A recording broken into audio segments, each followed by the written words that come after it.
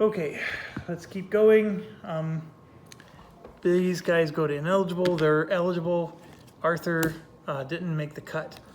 So this is the card. It only hurts or benefits red, and that's only if we had casualties, and we don't. So this is a useless card for everybody. The next card is in any regions with Britain control and vacant town site, the Civitatis may drop population by 1 to place a town. Or, until epoch, your raids in each Britain-controlled region that you place raiders take 1 extra plunder and drop wealth by minus. Ooh, that's bad. That's bad. And then green and black get to go first. Ooh, that is number 70. And so what's the condition for black to use this one? It says, do not play if later than 4th event card of this epoch, which is actually true. This is the 4th event card, way beyond the 4th event card of this epoch. So they would not go for that particular event. So we got lucky. Okay, so given the current turn order, green goes first, which blows.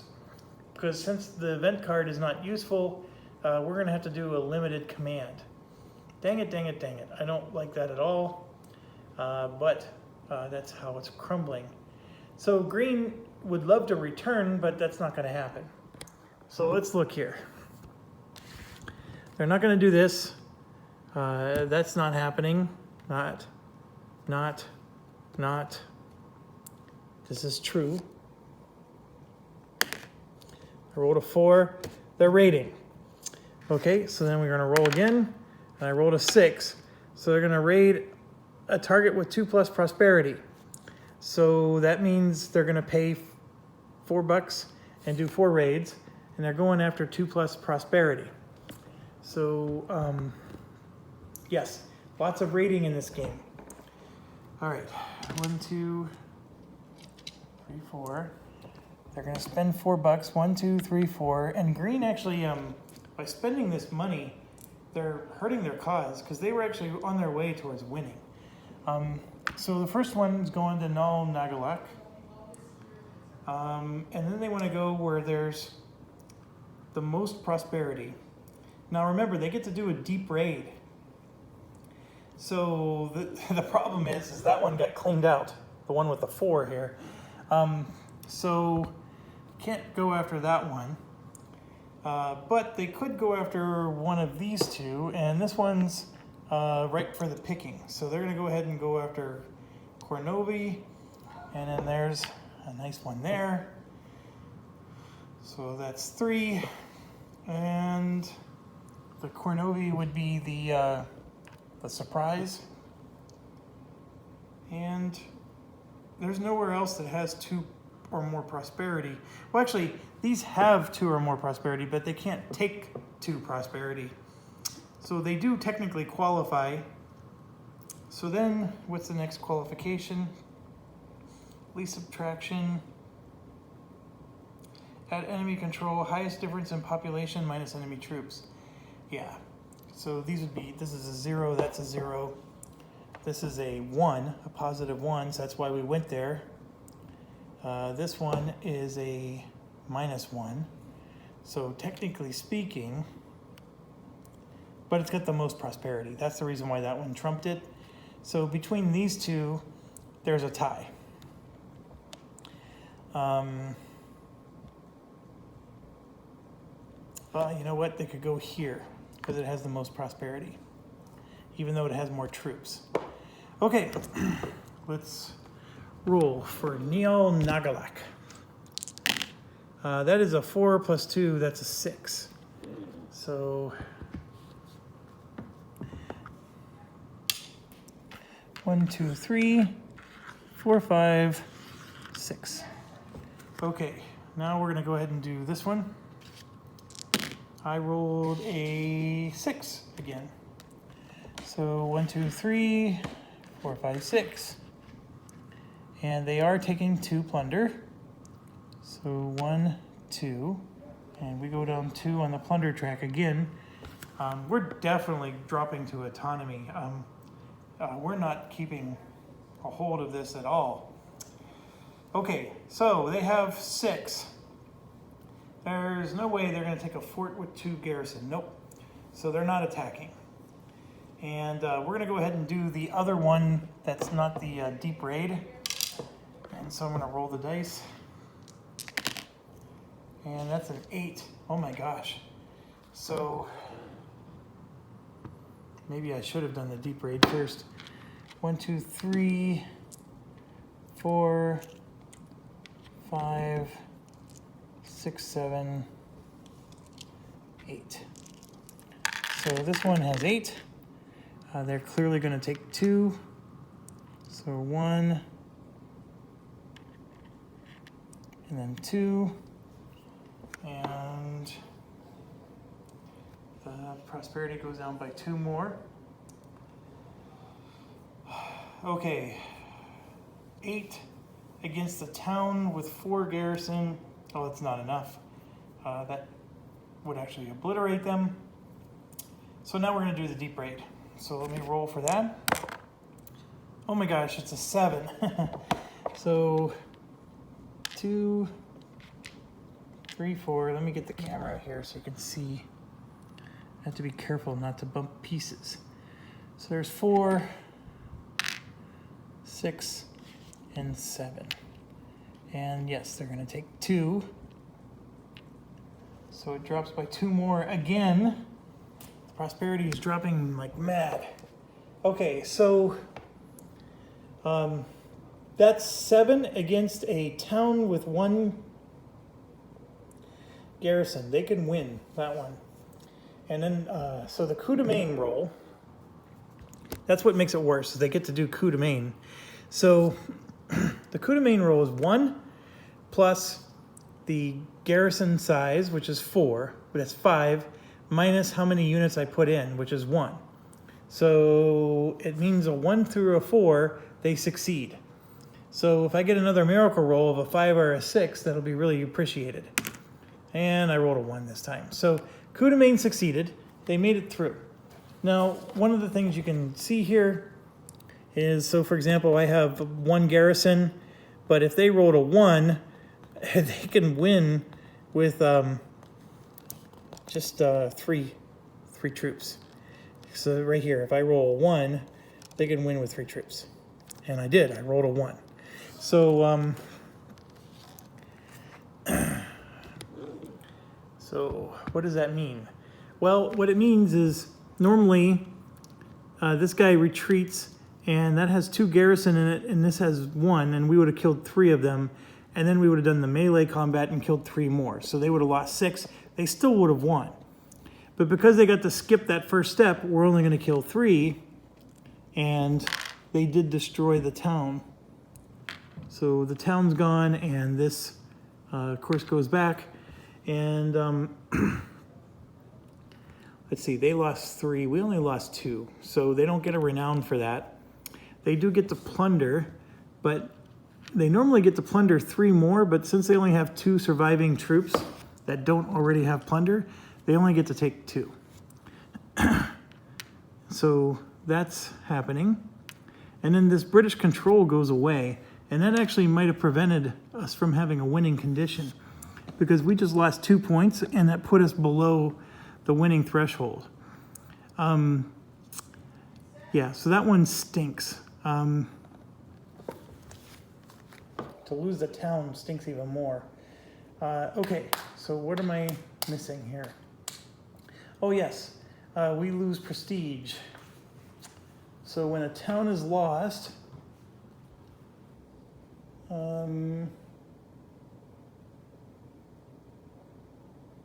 we lose 2 prestige. So our prestige goes down to 5, and our score is now 51. Remember, we used to be at 80?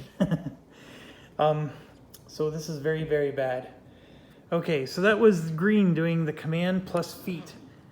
So now our situation gets worse, because we really don't want to take a turn, because we only get to do a limited event or command, and the event is useless.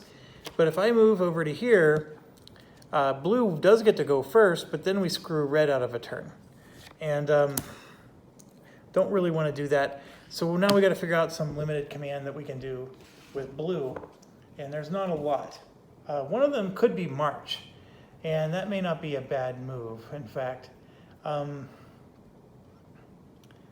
So we can do a muster, but only at one location. That is a nice way to get some troops on the board. We do have 4 of them that we can put on the board. And I would be able to get all 4 in a place like this. I could put all 4 of them there. I could get those 4 militia added. But I think what I want to do is I want to march. And it's going to cost me 2 resources. So let's go. And you can see we're really low. And what I'm going to do is I'm going to march these 3 units into this space because we need to claim that back. And it's more important to hold. And it gets my Gucci guys in a better spot. Okay, so unfortunately when you do a march, you don't get the battle. So unless some event is doing it for you. So that's Blue's whole turn. Yeah, that was very exciting. So let's go eligible, ineligible, card goes away. And like I said, we got this one where it's battle for us, but not really good to play. We don't want to play this card. And there it is, the epoch's ending. And my oh my, did they screw us over from a win if we were just playing one faction. Because if you look over here, blue is just 2 points shy of the winning condition. And I think blue could have pulled it off. And maybe, you know, I should have just played as an AI for red or something, just to show you how more AI bots work. It would make this video playthrough even longer, but the game actually might have been quicker because I could probably win with the blue player. But anyways, here we go. Let's do the epoch.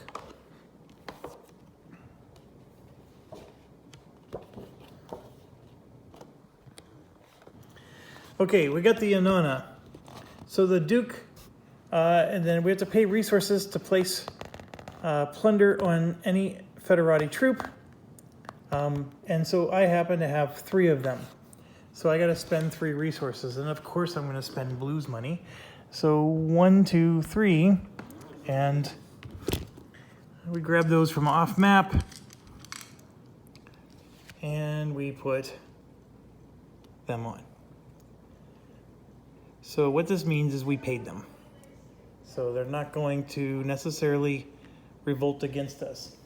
So next it says, then in each space with any Federati troop of a given nation and color that's not carrying plunder, remove their markers. Then transfer all plunder carried by Federati to the renown of that nation.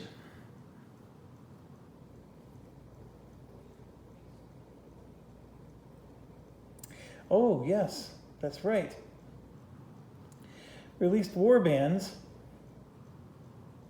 plunder their regions. Prosperity.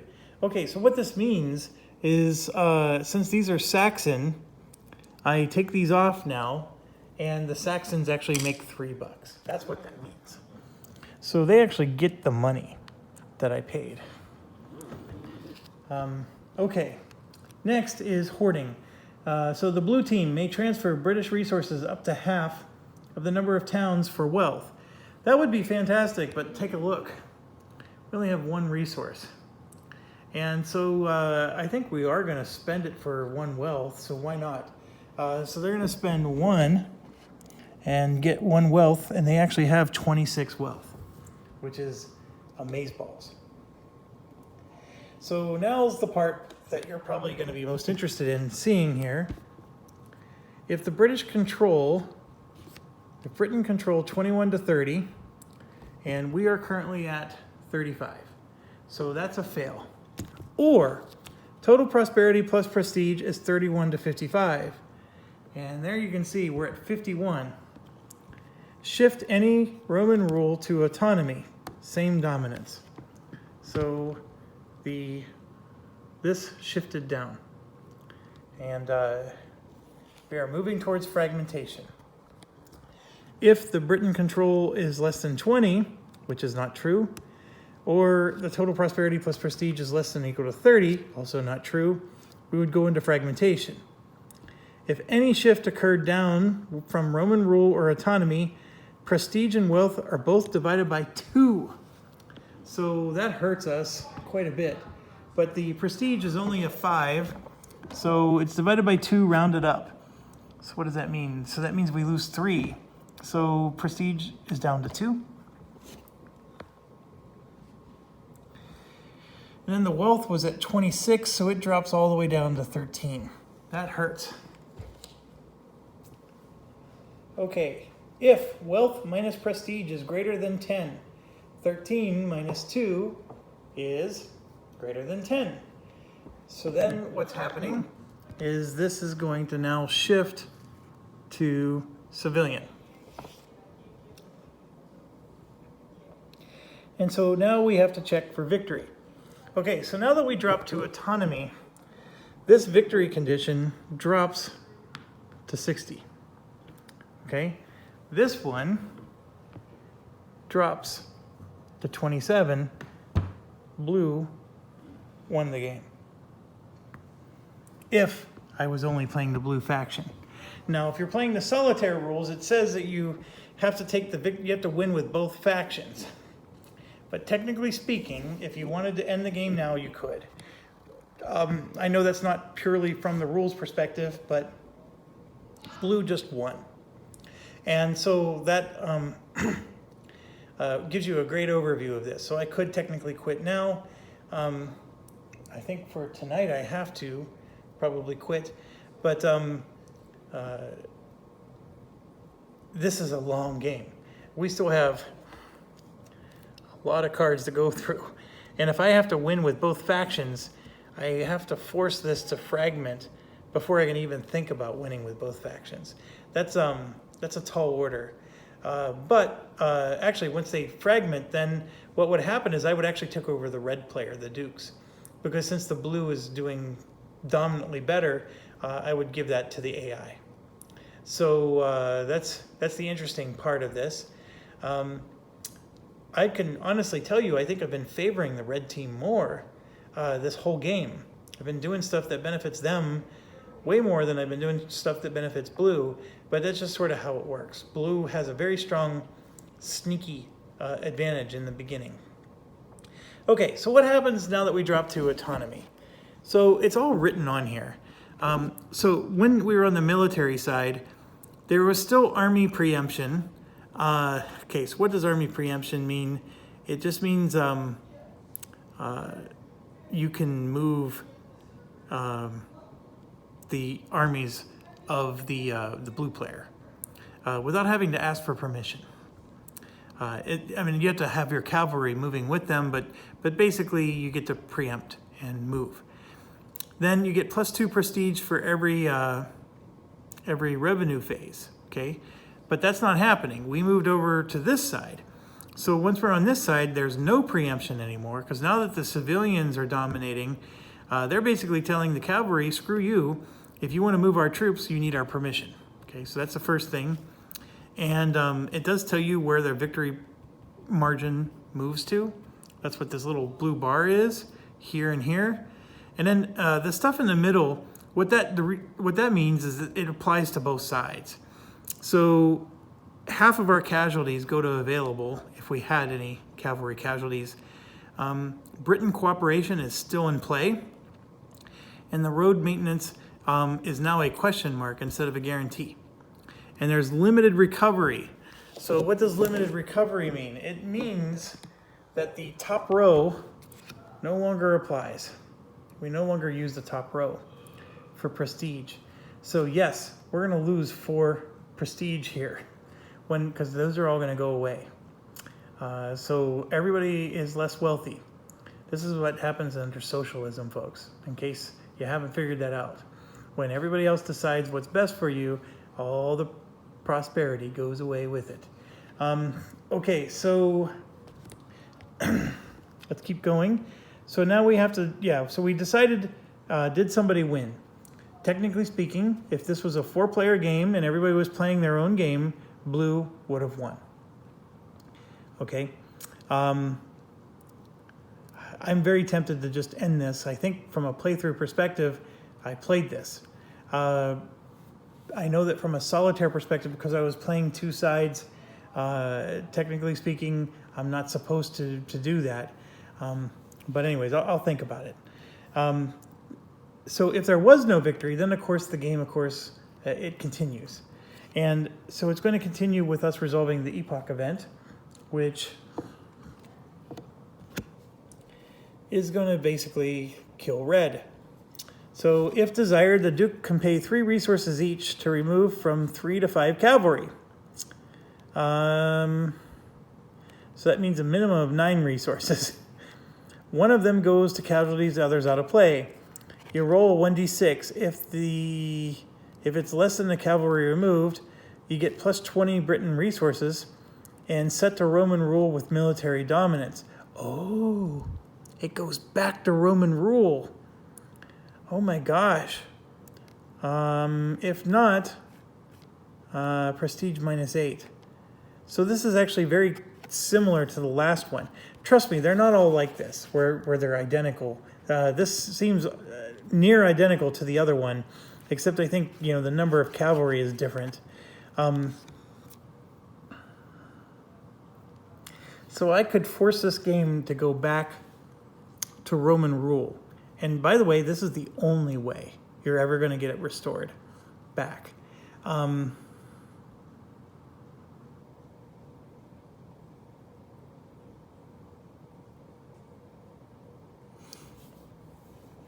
I have to lose resources, and blue, by the way, is out of resources, so I'm now spending the red resources to do this, which, by the way, I have 18 of them. I would spend a minimum of 9 to be able to remove 3 cavalry, and then I would have to roll a d6, and if it's less than or equal to that 3, then all these magical things happen. But if I fail, I lose 8 prestige, and that's the same as if I just didn't play at all. And then also, of those 3 cavalry, 2 of them are going to go out of play. It's a really tough decision, because without your cavalry, you're useless. I'm telling you. And then not only that, but they go out of play. They don't even go to casualties. Only one of them goes to casualties. And when they're in, all casualties go to available, but out of play is truly out of play. That's when you need those like King Arthur cards and some of those other cards that will, you have to rely on event cards to get your cavalry back in the game. I would say that at this phase, I would not want it to go back to full Roman control, largely because blue's winning. And so I want this to go to fragmentation, so that way I have a fighting chance of winning a different way. That's where I would want this to go. So I'm not going to do anything, and I would just take the prestige -8, which in this case is no big deal because my prestige is only 2. And unfortunately, that puts me down to 46 points, and I'm nowhere close to what I need to be. But look at this. When we go to fragmentation, red drops all the way down to here. But pay attention though. This is no longer prosperity plus prestige. It's control plus prestige. So these regions that are under Britain control, they could become Duke control. So control now becomes the name of the game, and the prosperity no longer matters when you're in fragmentation. The amount of prosperity is not important to the Duke player anymore. The control is instead. And so they control, as you can see, these regions would automatically flip to their control, and it would actually cause the blues control level to drop quite a bit. Now they have a victory condition as well that's actually very close. So their control needs to be above 16. And then our control plus prestige would need to be above 17. So they're both almost neck to neck, where red can still, though, earn some prestige to try to inch it up a little bit. Red has less troops, as you may have noticed, because all they have is their cavalry and nothing else. So they would have to then rely on Federati a lot. So that's where you're going to start seeing more Federati come in the game. And obviously controlling regions means that they no longer care about blue. They're not even friends anymore. So, towns getting destroyed, whatnot, doesn't hurt their prestige. And then the next thing, gosh, the thought was in my mind and I just lost it. What was I going to say? They have to rely on the Federati. They no longer... Oh, the roads are going to be gone. So they don't get to move along the roads anymore because the roads are... in fragmentation, there's no maintenance on roads anymore. So let's keep going. If military dominance, they would get a prestige bump. There is no military dominance, so they don't get this. This is only if they're under fragmentation. They would get resources equal to the prosperity in towns under their control, plus the total number of forts, which is interesting. So blue player adds Britain resources equal to prosperity under Britain control, which has not been fixed yet, right? So we lose the top row of prosperity, but not yet. So we get to still add them, plus total towns. So the total towns, as you can see, is 13, so slightly lower. And then the total prestige is 46. So 46 plus 13 is 56, 59. So it goes up to 59. And in fact, I think the preemption, yeah, that's army preemption. Where does it say we get to spend their money? What's the term for that? I think that might be the Britain cooperation.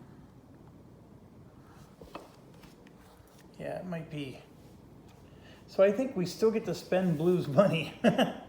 So that's funny.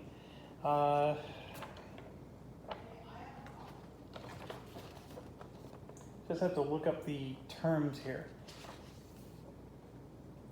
Except under fragmentation, Civitatis and Duke add together to determine Britain control.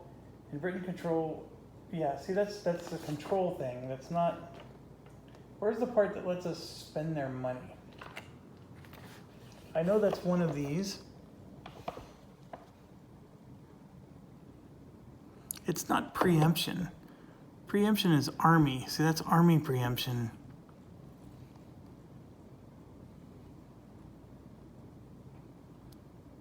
Oh, come on. There's somewhere that says this. I would swear it says it here, but maybe it doesn't.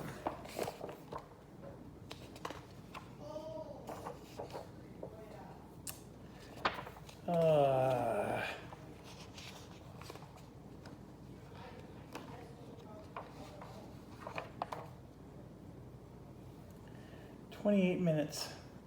Why is it that I'm having a mental fart here?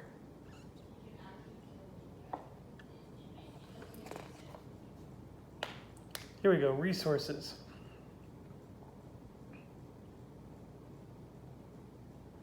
The Duke faction will draw in Britain resources rather than Duke resources.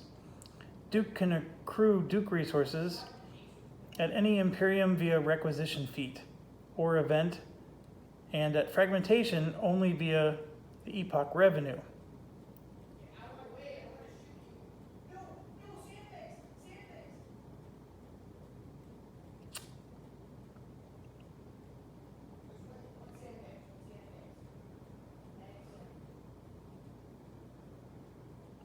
I think, yeah, you can spend Britain's money as long as you and Britain are considered to be cooperating. So the Britain cooperation is what's saying that you're going to spend the money. The cooperation also controls whether or not you control a region, because you're sharing that as well. I wish it would be more clear about this. It says C1.5.2. So let me look there. Oh, here we go. Army preemption means under Roman rule and under autonomy with military dominance, the Duke faction may spend British resources for commands, feet, etc., as if they were Duke. Oh, that's what army preemption is. I'm sorry. I thought it was the ability to move their troops. So Britain cooperation, at autonomy with civilian dominance only, the Duke may spend Blue Britain resources only if the Civitatis agree. And then at fragmentation, you may not do it at all. A Britain faction may transfer any of its resources to a barbarian faction to renown 1 for 1. That's considered tribute. So there you go.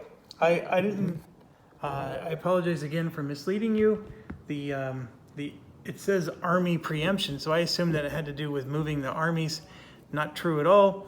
The thing that lets you know you can spend the blue resources is exactly that, the preemption. So now that we're here, it says, now that this is on this side, it specifically says no preemption right here. So red cannot spend this blue resource marker unless blue agrees. Very interesting. So yes, the game changes. And let's see here.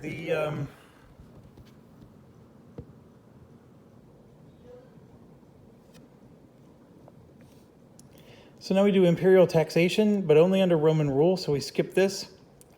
And the Saxons, they get renown equal to their prosperity under their control. So they have 2. So they're going to get 2. And then the Scoti gets renown equal to the total number of settlements.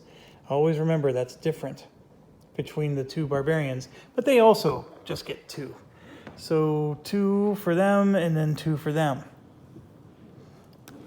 Then we do upkeep.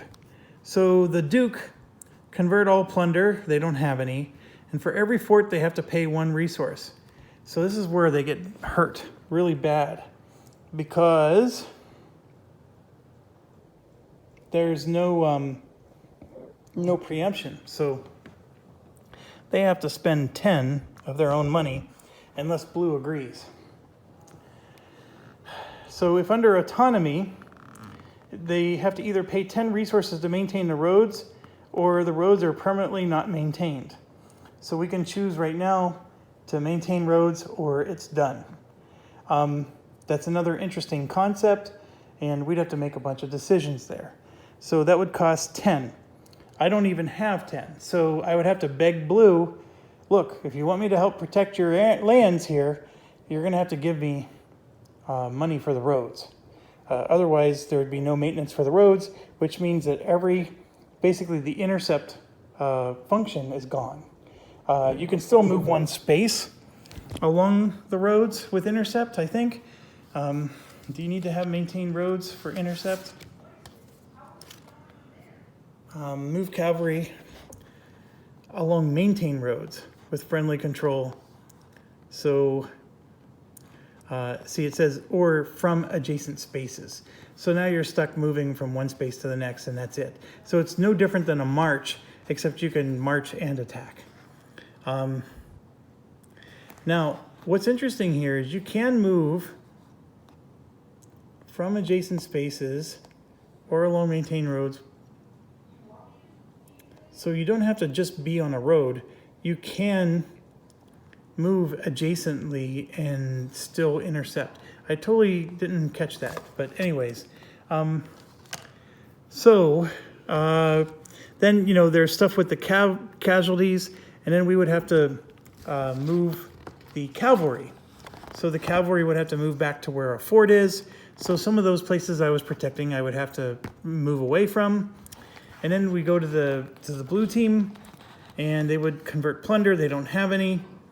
For each space, they would have to remove 1 in 3 militia. That would actually affect a few spots on the board. And for every 3 of these on the map, they have to pay a wealth, which they have exactly 3. So they would pay 1 wealth. So they have plenty. Then they would have to discard refugees. relocate their militia to spaces that have a town or hill fort. Not a huge deal, but the Comitatis were in a spot that they were going to try to regain control, and so now they're going to have to lose that spot. They spent a march command to move them there, and now they're going to have to move them back. So that was a wasted action. And then, of course, the Saxons and Scotti are going to plunder all this stuff that they have, and so they will get some money. And then, of course, if they don't have enough money, they would do this reset. And then, of course, we do the recovery, but there's going to be no top row. So, like I said, we're only going to be filling in the bottom row now, and then this top row is actually going to lose 4 here, and then this top row is going to lose 2. This top row is going to lose 1. Anywhere that there's a top row, they're going to lose. So I'm just going to, from a red perspective, lose more and more points. So basically, so that's the game, Pendragon. Maybe I should have just played as one team, so that way whenever I hit a victory condition like this, I could officially say I really did win. It's a fun game. As you can see, when it's time to take your turn, there's a lot of decisions. I hope you also realize, though, that the AI bots significantly add time. Now, a lot of people, especially on like the Solitaire Wargaming forum that I'm a part of, they just play all sides. And you know what? There's nothing wrong with that. I have a hard time doing it because that, like even when I was playing just 2 sides here, I was favoring red more than blue. And I guess you could argue I favored blue more than red because I actually won with blue. But I thought I was favoring red more. And anyways, long story short of it is, I tend to do that. And if I'm playing all sides, there's always this one side I'm favoring, and then I don't want to do an action because I know it's really going to screw me over. Whereas if it's the AI bot, then I know they're going to screw me over, and it's just easier to accept, I guess. I don't know. But if you do play all sides, it goes a lot quicker. Because now all you're doing is you're making the decisions. You don't have to sit there and go through this flow chart. I will say that compared to the Twilight game, which is the 2-player French-Algerian game, Colonial Twilight is what it's called. Thank you. I'm thanking myself for remembering. Colonial Twilight is... This AI chart is difficult to read. It's got like, you know, before you can do this decision tree, go down to here and resolve this. And then this one you get through 6 steps and it says, okay, now go down to here and resolve this, which also has 6 steps. And so once you finally resolve this, then you go back to this one and you finish resolving this. And then now you're all the way back up and oh, you just finished the second decision of the whole tree. It basically makes you look at the entire map and calculate where you can do this, that, or the other thing. And if you can do this, that, or the other thing 6 times or in 6 places, then you go this way or you go. So the AI bot is really, really difficult to. It really feels like work. That's what I'm trying to say. And then, like I said, the Revolution one is very. It's just cryptic. And but actually, after playing this, I want to get the Revolution one out. So that's what I think I'm going to do. It is time to call it an evening, but I may get out that and look at it and actually start to see if I'm brave enough to show you another coin game. That, or I do also have the Conflict of Heroes, Awakening the Bear. A lot of people have requested it. I don't like the game. But even the publisher himself, really nice guy, probably one of the nicest guys I've ever spoken to in the industry. He asked me to give it another try, and he even gave me his personal number to call him if I had questions. I don't think I still have the number. I'm just not that organized. And it was well over a year ago that he made that offer. But I want to play it again just for him. Because he was just so nice. And anyways, I may get that out again. So what don't I like about Awakening the Bear? I know this isn't a review of Awakening the Bear, but what I don't like is the timed missions. And I feel like a lot of the times when it's my turn, I roll a die, I didn't get 13, which is what I needed to hit the other enemy, and now my turn's over. And I know you get to push your luck, and there's all this stuff that you get to take, you get to move several times. But once I attack and I roll my die and it fails, my turn's over, and then I spend, just like I do here, I'm doing this big elaborate figuring out the AI thing, not sure if I did it right or not, and that took 3 times longer than my turn. And then, oh, by the way, there's this little timer thing that's just ticking. And if you don't accomplish your objectives before the time runs out, well, tough, you lose. I hate the timer. That's the part about it that I don't like. The game itself is not too bad. I really wish it was more than just rolling a die and seeing if you get a 13 or better. And I don't know why the number 13 is sticking out, but I think given the right cover and distance, I always needed something like a 13. When I am rolling, I think it was 2 10-sided dice, I think. Can't remember. But there's just, like that, I just hate timers. Legends of Andor bothered me because it had a timer. But anyways, beyond that, actually it was a solid game. It had a really nice mechanic for hidden units, and maybe they were really there or maybe they weren't. I liked it way more than the enemy action Ardennes hidden units, because there you at least see the hidden units on the map, so you know that there might be something there, and so if you approach it, it's at your own risk. Whereas with enemy action Ardennes, it's just like, boom, there they are. Anyways, enough of that. Thank you for watching. Stay awesome. I think I'm going to call it, and we're just going to say blue won. And if you were playing all 4 sides, that's exactly what you would do. But that's the situation here. And blue winning, by the way, is pretty common early. Like I said, it is the job of the barbarians to prevent that. That's, I think, the biggest thing I need to say. The red player could maybe steal their resources a little bit more, but it's the job of the barbarians to prevent that. And the way you prevent it is you take control of areas, or you remove control of areas a little quicker. So the AI didn't quite do that. And then as the red players, I kept building towns for them because that gave me prestige, so that helped them too. Anyways, I hope you enjoyed this. A lot of you did request a coin game. So anyways, that's it for me. Sorry for being long-winded.